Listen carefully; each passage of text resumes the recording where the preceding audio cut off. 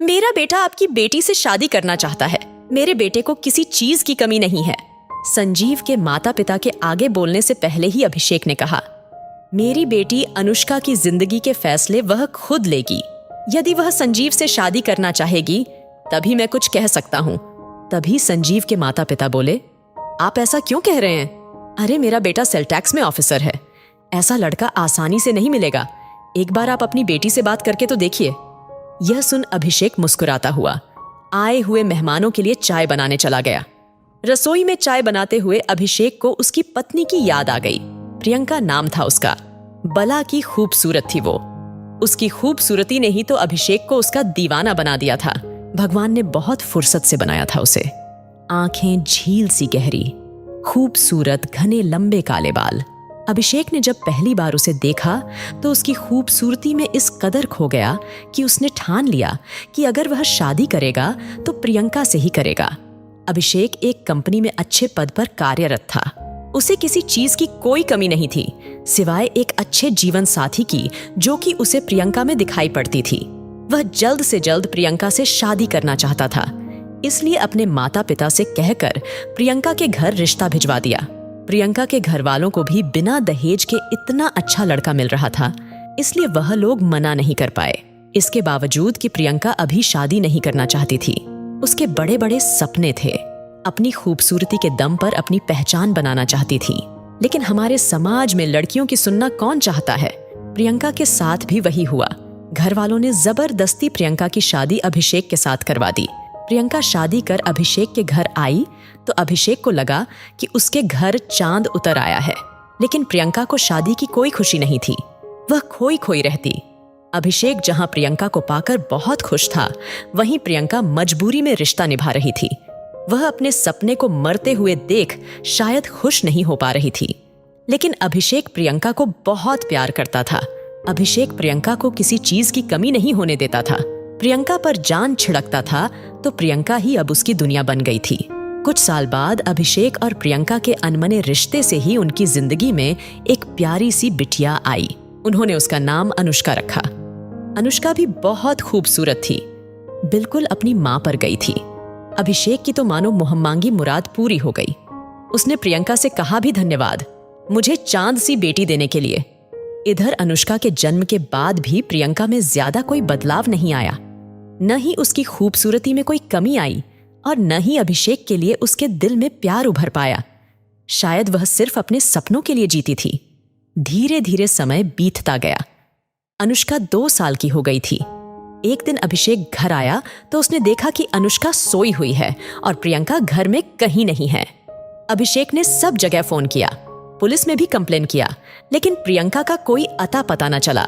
कुछ लोगों ने तो कहा कि वे अपने यार के साथ भाग गई, तो किसी ने कहा मॉडल बनने चली गई, उसे हीरोइन बनना था। जितनी मुंह उतनी बात। कोई कहता अच्छा हुआ, वह अपनी जिंदगी आजादी से जिएगी, तो कोई कहता अपनी बेटी को छोड़कर उसे नहीं जाना चाहिए था। लोग कई तरह की बातें करते, पर सच्चाई कोई नहीं जानता था। अभिषेक अब अकेला हो गया था। अब वह खुद को संभाले या अनुष्का को कुछ निर्णय नहीं ले पा रहा था। आखिरकार वह अनुष्का को उसकी नानी के पास छोड़कर बस जैसे तैसे अपनी जिंदगी गुजारने लगा। उसके मन में प्रियंका को लेकर बहुत ख्याल आते। वह सोचता था कि शायद मेरा प्यार ही सच्चा नहीं था, जो मैं प्रियंका को समझ नहीं पाया, या मेरे प्यार में ही कोई कमी थी। अभिषेक खुद को ही दोषी समझ रहा था। उसकी सुबह होती, खुद के सवाल से तो रात गुजरती प्रियंका के ख्याल से। जितना खुश अभिषेक प्रियंका से शादी करके था, अब प्रियंका के चले जाने से अंदर ही अंदर घुटता था। उसे ग्लानि महसूस होती कि मुझे प्रियंका की इच्छा जाने बिना उससे शादी नहीं करनी चाहिए थी। प्रियंका का भी हक था कि वह अपनी इच्छा से जिंदगी जिए। बस जैसे तैसे समय गुजरता गया और अनुष्का 12वीं उत्तीर्ण कर अब यौवन की दहलीज पर खड़ी थी। बिल्कुल प्रियंका की कॉपी थी वह खूबसूरती और बुद्धि में मानो देवी सरस्वती ही हो। अनुष्का की नानी की मृत्यु हो चुकी थी, इसलिए वह अपने पापा के साथ रहने लगी थी। अभिषेक अनुष्का को अपनी जान से भी ज्यादा प्यार करता था, तो वहीं अनुष्का भी अपने पिता का सम्मान करती थी। अनुष्का अब कॉलेज जाने लगी थी। कॉलेज में कई लड़के उसके आगे पीछे घूमते थे। उसकी खूबसूरती का हर कोई दीवाना हो जाता था। अभी तो कॉलेज गए कुछ ही दिन हुए थे कि संजीव के माता पिता उसका रिश्ता लेकर आ गए। इधर अभिषेक अपने अतीत के सवालों से ही निकल नहीं पाया तो वह कैसे अनुष्का को बेमन रिश्ते में या अपने पसंद के रिश्ते में जोड़ सकता था। इसलिए सब कुछ सोच समझकर वह चाय लेकर संजीव के माता पिता के पास आ गया और बोला, आप जानते हैं कि अनुष्का की माँ नहीं है? तो वह बोले, हाँ, हमें सब पता है।